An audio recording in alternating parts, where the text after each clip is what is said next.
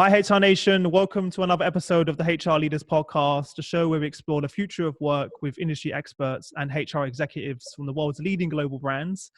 Today, we're very lucky. We've got two guests on the show. We're joined by Kerry Nutley, Human Capital Manager, Strategic Director at Oracle, and Mel Newton, who's a People Partner Consulting at KPMG. Welcome to the show. How are you? Hello, how are you, Chris? I'm not too bad. Hi. Thanks for taking the time out to join us. Before we jump in, tell everyone listening a little bit about each of yourselves personally and your journey to where we are today. Hi, Chris and listeners. I'm Kerry Nutley. As Chris said, I currently work at Oracle looking at the strategy of our human capital management platform. The basis of why I do this is previously I was the HR VP for BT Global Services. So I'm truly passionate about looking at the innovation, the technology and the future of work and what the role of HR is to play in that. So honoured to be on this podcast talking about the future of work and AI. And I'm Mel. I am a partner at KPMG. I've worked in HR, people change, OD, HR transformation for the last 30 years. Really enjoy working with clients to implement successful change. Look, thanks so much for joining. Obviously, today we're going to talk about your new paper, which is why HR must embrace the fourth industrial revolution from a workforce management perspective. That sounds like a very scary topic for everyone listening right now. So let's first and foremost talk about why did you write the paper? What was the inspiration behind that? From Mel's perspective, seeing clients every day, and from my perspective, speaking to Oracle and future Oracle customers, every time we go to a conference, we're hearing people talking about AI in the HR community. And I think most people know of AI. It was a big, big topic the last couple of years ago. It's died down a bit now. And I think the reason it's died down a bit is we know it's coming. We know what it is from machine to machine wearables to difference in biometrics, etc., and platforms like we sell in terms of HCM. But as an HR's community, we're kind of struggling to understand what does that truly mean from people's perspective. So we kind of got together and decided that we'd try and think about giving some people some hints and tips. So Mel, you deal with customers in this situation all the time. Yeah, I mean, you just talked about the pace of change, the amount of change that everybody's seeing across business. And what we're seeing is from a technology point of view, all the things that Kerry's talking about, AI, pursuit of innovation, hyperconnectivity, data mining everywhere. But at the same time, we're also seeing a big change in socioeconomic situation. So lots of different generations in the same workforce. People don't want to work in the same building necessarily. They don't want to wear a suit to work. They want to work the hours that they want to work. And so those two things coming together are really creating a perfect storm, and in an environment of full employment as well.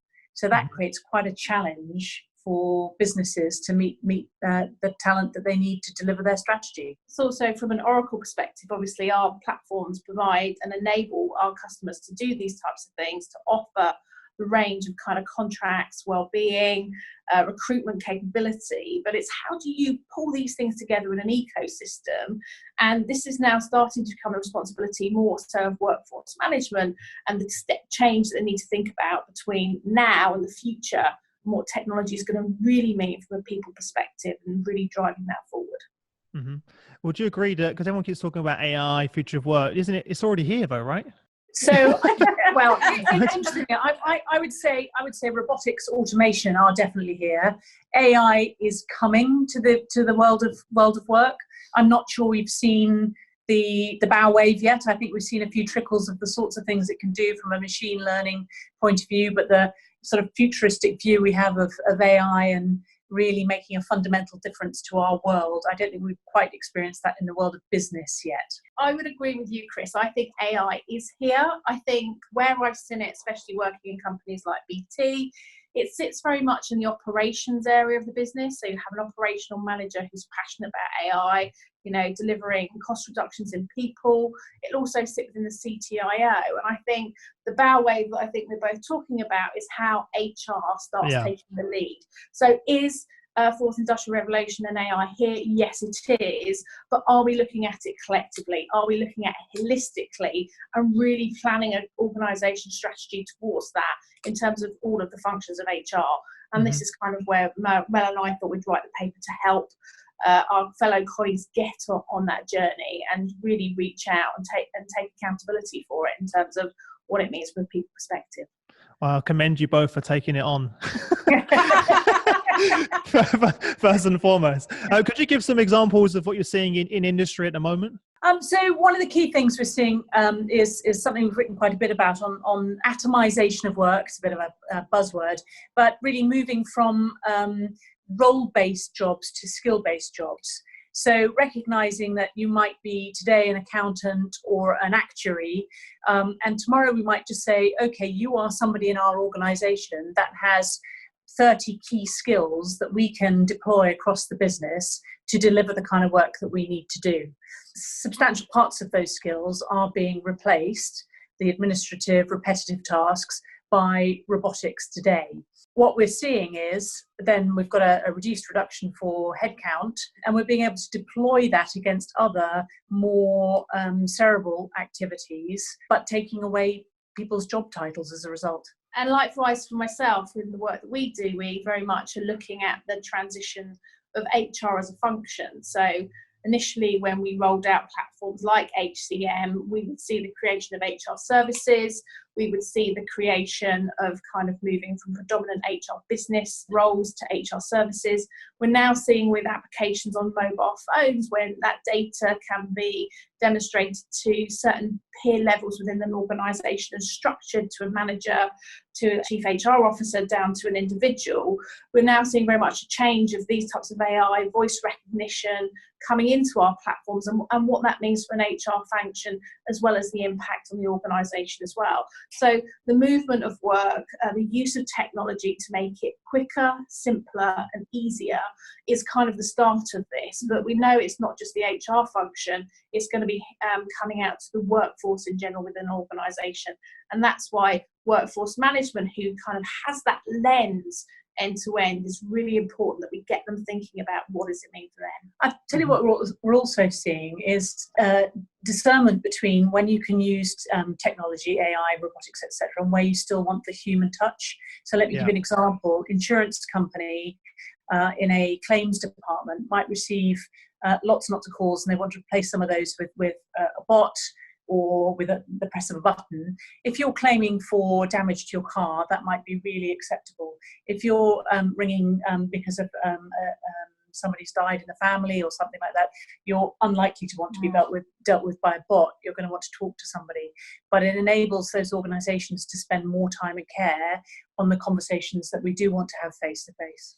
And that was partly some of the things we wrote in the paper with, is that empathy is a really key element, which, you only have to look at the research that says that empathy is something which is still kind of that human to human touch, as is things like strategy, something that we don't see in the future can be replaced because it needs that kind of interaction and that engagement. So kind of where is it that HR should be focusing? Kind of AI as the fifth box in the resourcing model, and where is it truly important, as Mel says, like whether that's around performance management, whether that's around kind of, as you say, the more softer sides, whereby things like AI wouldn't, or robotics wouldn't be suitable. Yes, you can program AI to look at things like emotional intelligence, but sometimes just having that human voice, that being able to talk to that one-to-one interaction is really important, and something that we kind of feel should remain. What's really brilliant from an HR point of view is I think we've seen over the last 15, 20 years, HR functions having a lack of investment, not really stepping up to the business partnering role as effectively as we would have hoped. And they've been kind of pushed down into the transactional activities. If we can replace that sort of stuff with automated tools and allow people to spend time developing themselves around being excellent partners to the business from a strategic point of view, that's a win-win for everybody. I agree. Amazing. Well, let's talk about the model that you created and the 5 pillars that you focused on within there. Can you kind of talk me through the concept of the framework? So this is a framework, we've called it the Workforce Management Framework, which KPMG's put together. And it just covers the workforce from an employee's point of view as opposed to the HR function's point of view. Essentially, it's looking at all of the things that impact the way an employee or a potential recruit would look at working for an organisation. It begins with understanding the business strategy. What does the business want to do? Is it going to create new products in Japan, where it hasn't been working in Japan before? Are you going to be offering different services? Do you need to cost reduce? Are you in growth mode? So all of those sorts of things, so that the HR function can respond to that. And the first thing we look at is shaping. Shaping is about shaping the organisation structure. So it's a bit of a superset around organisation design, taking into consideration moving to skills-based design. So instead of looking at your job roles, we're now looking at what skills, knowledge and experience does an organisation need to deliver what it wants to deliver into the marketplace. And it looks at organisation design, it looks at orientation to the market, it looks at do we want to offshore, outsource, those sorts of questions. And I think we were debating before we came on the podcast, what is the future of a job? And I think as we move through this kind of transition, and as AI comes, what I'm terming like the fifth resourcing box in the resourcing model, defining a role in its kind of consistent capability format is going to really start looking at the boundaries that we would traditionally have in a functional operating model. So, Mel and I have probably written enough operating models and enough kind of supporting processes and organisation designs off the back of that. But what we're seeing is those boundaries are starting to blur. And actually what we're looking at is, where have you got volume repeatable work which doesn't have that empathy level in that we spoke about earlier, that could be done by AI? And I think here is where in this world we need to change our relationship. So as well as business partnering as an HR business partner, we need to really, really have strong links with the CTIO, the COO and the strategy team, because the world is moving so quickly. HR needs to be as part of those decision makers in those business cases. And I think, thinking as Mel said around the organisational strategy, where is their growth, where is their decline, where is this volumised repeatable work, and making those decisions in conjunction, that workforce planning can no longer be as a plan, it has to be as a strategy. So how are you going to onboard the technology? How are you going to migrate people through it? It's all becoming very much part of the responsibility of this area. Interesting, it's also enabling a better look at alternative organisation structures.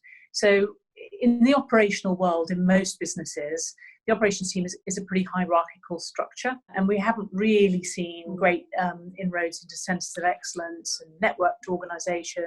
That's what I was going to ask. What is the challenge for moving from that role-based to skill-based? What's the challenge that you're seeing that these companies are having? So the biggest challenge is people like to judge their own role through job title, the number of people they have working for them, and their budget. Yeah. And all of those things, if you look at skills-based, are potentially out of the window, because you're going to work much more in virtual teams on projects to deliver outcomes, and that's a very different way of looking at your worth as an individual in an organisation. What we're seeing is that before, why these things haven't been so possible is the collation of data. Okay, and before, where we were just having to work out on Excel spreadsheets, we've all known the issues with, skills claiming. How do you claim a skill? Does your line manager sign that off? Do you sign that off?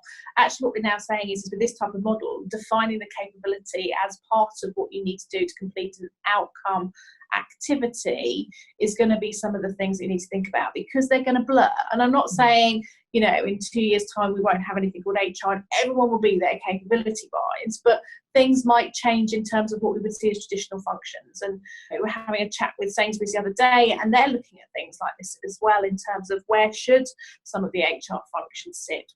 Does it sit within HR? Does some of these things sit within finance? And I think these are the questions that we're thinking about in terms of the future of work. Yeah. What do you think it means for companies that don't make a shift? What's the potential impact on companies that don't adapt? So I think if they don't adapt, they're going to find they are going to have to make potentially swathes of people redundant as those skills become replaced by AI and robotics. And it's not to say AI and robotics necessarily results in redundancy, but if you don't start looking at your skills in a different way, I think we are going there. So it kind of takes us on to the second box, which is all around sourcing. So this is having a really clear understanding of what, if you've done your shaping and you know what the shape of the organisation is going to look like over the next 1, 3, 5 years, anticipating the result of robotics, AI, etc. So now we know we're going to be a different shape. We can actually look at some of those individuals, let's say an actuary, and look at the skills that they have and say, okay, where are they closest to in terms of the skill, the roles that we need to employ in the future? So, I'm going to use another example from insurance. It's quite difficult to recruit high-level data scientists who may just be coming out of university into the insurance industry. It's not the most attractive industry for all sorts of reasons currently. Mm-hmm. Whereas you might have a group of actuaries, highly qualified, they really know the business, very capable, and we don't really want to make them redundant because that's going to be an expensive activity. So why not retrain those actuaries around the few skills that they need in order to become data scientists? Win-win for everybody. Less redundancy, less recruitment, great retention of business knowledge, and you've got a very loyal workforce. I'm seeing it happen a lot with the leaders I speak to, especially in the people analytics space. We work with a lot of VPs, directors of people analytics. I say, where do talent come from with your team? And most of the time it's internal. Someone from finance, for example. I was speaking to Microsoft recently. Their global head of people analytics said, well, Chris, 8 of my team came from our finance department. That's because they're focusing on the skills. Yeah, exactly. And not on the job title and the role that they're playing, which is where the future is. And I think, we often talk about, the future of learning, and it's going to be continual, it's going to be bite-sized, it's going to be enabled through a converged device, whether that's your laptop or on the train on your phone. And I think, the way that this kind of new workforce is going to be moving is that not only as employees, we're going to take responsibility to learn new capabilities. So if you think about it, if I wanted to progress my career, we know that, career progression isn't straight up. It can be in multiple directions. It may be, I'll go onto the company website or I'll go on through, third-party platforms, and there's so many out there these days, and look for the capability that I want to acquire, look where I want to reskill myself. And it's going to be that continual development, those bite-sized chunks of learning through understanding the next step in your career that's going to really start propelling people forward, not looking for the next job. And this, I think that means a revolution in L&D in organizations. We spend as an industry a huge amount of money on learning management systems, provision of training, which doesn't always hit the spot in terms of the role that it's aimed at. We send people away to lovely country homes for a week to learn some sort of skill, and people come back having retaining probably 10 or 15% of what they've learned during the week. Wouldn't that be better spent on this sort of micro training, so training up specific skills at the right time so that you immediately use it? And then be honest about sending people away for a week to a country home and let them have a nice week. Yeah. So next one is the experience, right? The experience. So this is not just about EVP. This is about the total employee experience in an organization, from the day you come in for an interview to probably many years after you've left as an alumni. It includes your pay and package, all of that sort of stuff. It also includes the relationship that you have with your boss, the person that you work to. It's also influenced by the environment that you're working in, what your terms and conditions are, your performance management conversations, all of those interactions that you have with an organization that lead to the way that you feel about it. So it's trying to extend employee experience to not just what HR delivers to an employee, but what the whole organization delivers to an employee, from facilities to security to your line manager, etc. And we're seeing very much change. I remember 10, 15 years ago, it was all about the moments of truth of a customer experience. That's now very much coming into the employee. You only have to look on LinkedIn, someone else is posting about, to get a customer experience to work, you have to have a motivated and empowered employee.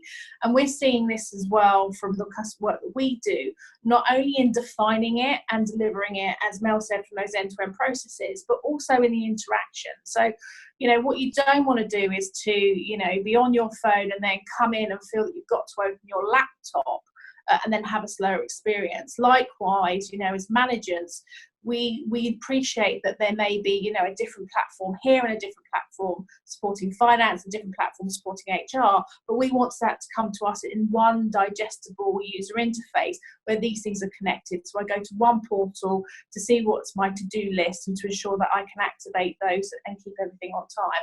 I don't want to keep logging into different systems. So it's not only about the kind of experience they want to have, both in terms of the what, but also the how. So these things are coming together, and it's very much the responsibility of HR to start defining these things with the strategy, with the COO, with the CTIO, and making sure these things are coming much more seamless and much more simple and clearer. Well, it's good to see in the paper that you quoted there that 95% of respondents for the future of HR 2020 stated 95% is a priority for them. So that's good. That's a good sign. Everybody realizes that it's in this kind of what has been a war on talent, and it's a continuing war on talent, that the overall experience is as important as anything you're going to offer from a pay and reward point of view. Students are now rating their university professors in terms of capabilities. So I don't just go and do, you know, an open day. I'll go online and find that. And, you know, these types of rating, these kind of trusted pilots, and we've got things like Glassdoor, etc. But these are going to become more and more prevalent as more data is created and more of these platforms exist. So the employee experience, how I was treated, how did I feel in my first induction, you know, how did that flow through in the first 6 months, and does that culture continue in terms of what I thought I was buying when I did my recruitment? All of these things will start becoming available to people for them to assess that. Yeah. Do you think that the new generation coming through also even more demanding as well? They expect this. Their criteria for a really good role are much wider than they were when I started work. When I started work, it was more, you know, have you got a job and what are they going to pay you? There's, I think, a lot more variety. So organizations are focusing on different things, in different industries focus on different things. But I think also the generations now entering the workforce are looking for much more, well, we all know this, around purpose. They want to feel I was just thinking exactly that in my head. The word purpose is right there. They want to come to work and feel, you know, at the end of 2 years, what will I leave in my wake? So have I built a bridge, or can you see the building that I put up? And if you're working in a service industry, that's quite a challenge to find that sort of leave behind of what they've delivered. But also, we were saying in the paper is that it's not just about full-time employees. The mix of employment with AI is going to potentially change. So probably going to see a lot more kind of part-time or associate consultant people coming in as we look for people to come in for a period of time and to complete a certain outcome-based activity. And therefore, the employee experience can't just be perceived for these people that are in the full-time bucket, but we must ensure that the people that come in a part-time have as good as experience, because those would be the people that would be rating. And plus the fact, getting that relatedness quickly with your company, its purpose, your objectives, is going to be so important for organisations to maximise the return on this new type of workforce, which is only going to increase and is rising in 2019 and will continue to. Well, especially as we're saying, you know, there is no such thing as a job for life. What's brilliant about it is actually it takes away a lot of the opportunity for bias. If you have a skill and you can demonstrate that you have that skill, it doesn't matter your age, your ethnicity, etc. It's you know, you have the skill. If the organisation needs that skill for a finite period, i.e. for the next 2 years, well, there is no reason to turn you down doing that piece of work. Going to massively disrupt the whole recruitment process, isn't it? You know, imagine what a CV is going to look like in the future, and just the systems and process, everything has to change. It's a big shift. It's going to be a series of tick boxes to say, yes, I've got this, and this. Therefore, you fit the mold.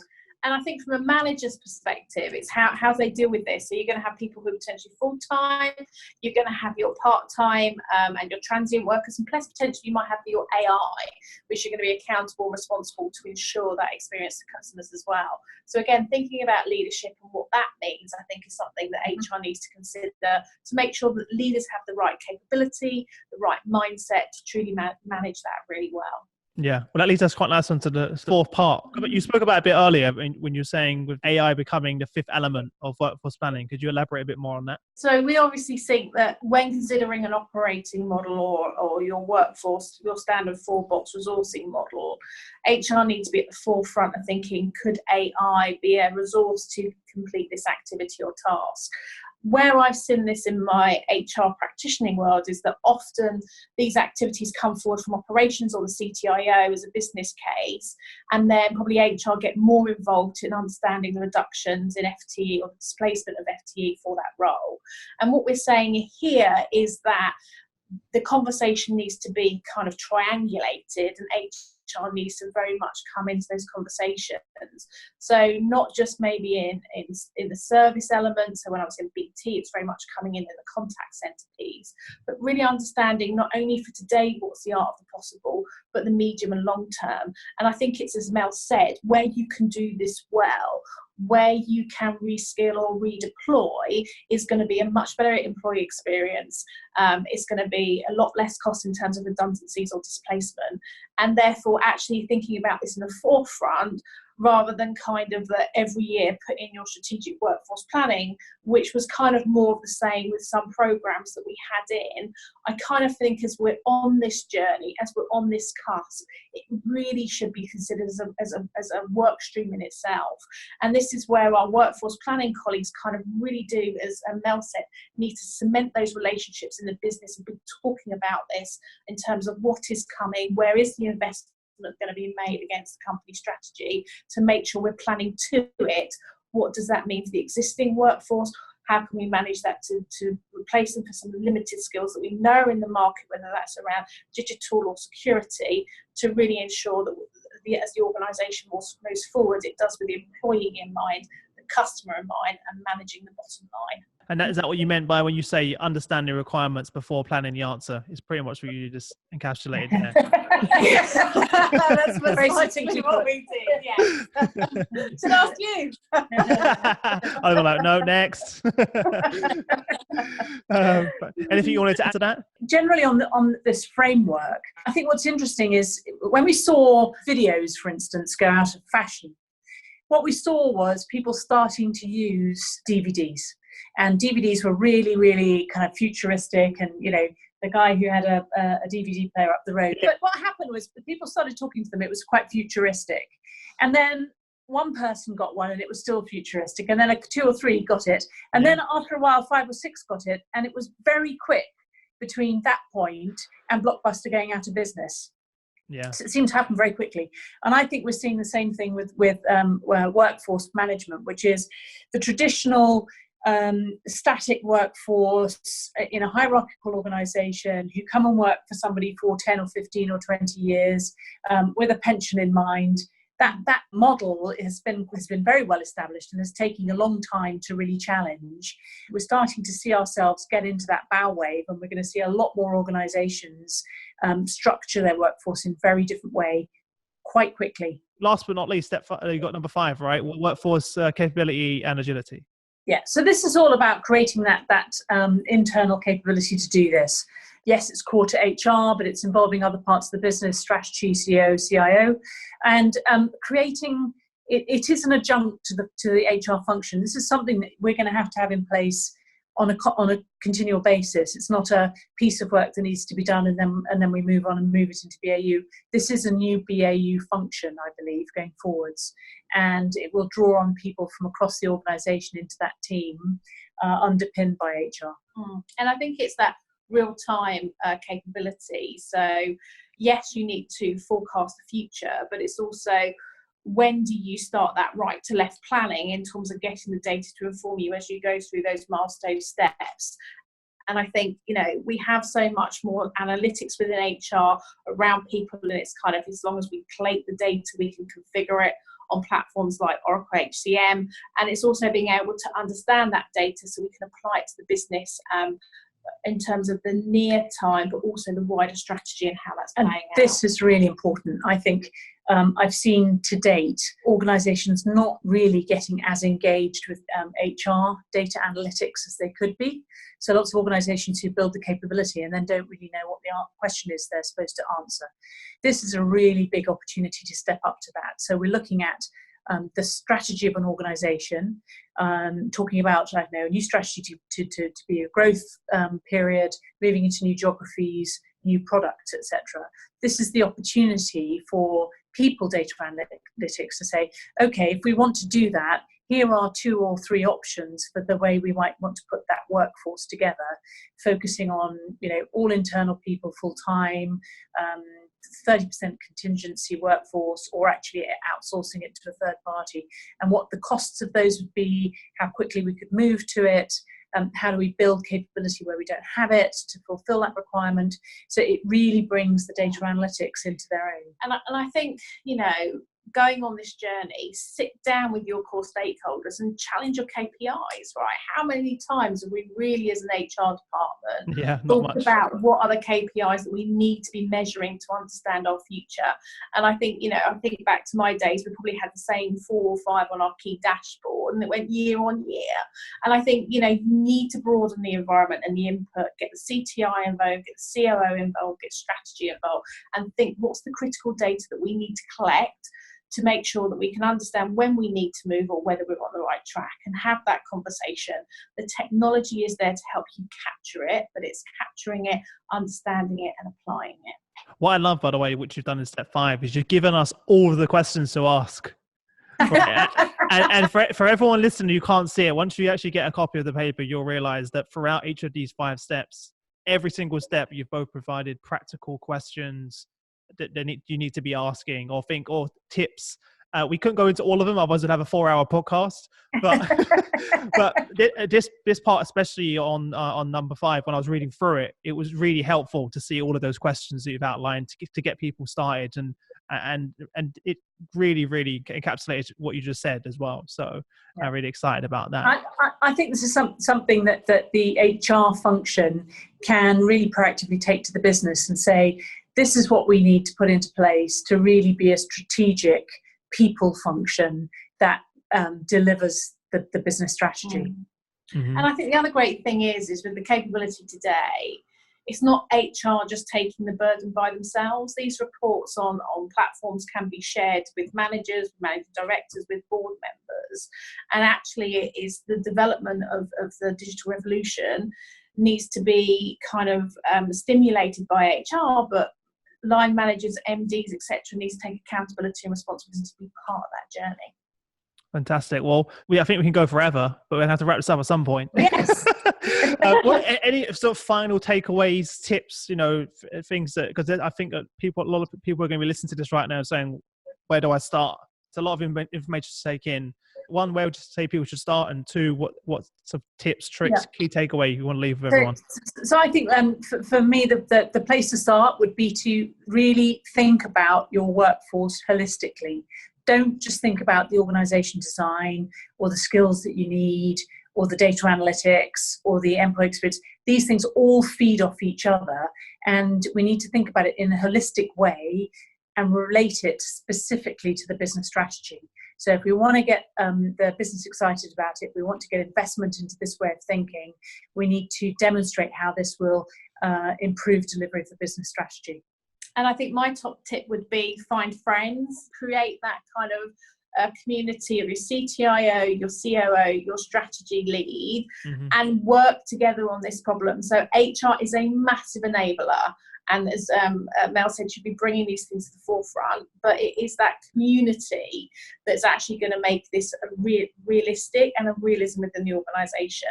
And I think if HR sits behind and waits for it to happen, they're going to end up holding the baby, in essence, with dealing with the outcome. And they can't afford to be, because there's a much better employee experience if they can be a part of those conversations, part of those business cases. And then that way the organisation moves together as a collective.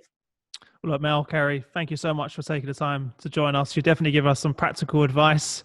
I know everyone listening will be a lot better off for it, although they're going to be like, we've got a lot of work to do at the same time. Before we wrap up, what's the best way for anyone to reach out to you guys directly if they want to get in touch and speak with you?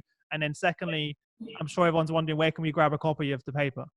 Well, if it's okay with you, we'll send the paper out via your member group. But best way, I guess, for now is in LinkedIn. So we're both on there. So grab us that way.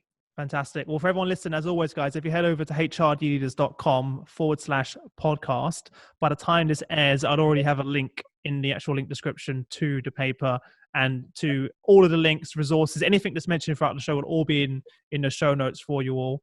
Apart from that, thank you so much again for taking the time out to join us, and I wish you all the best until we next speak.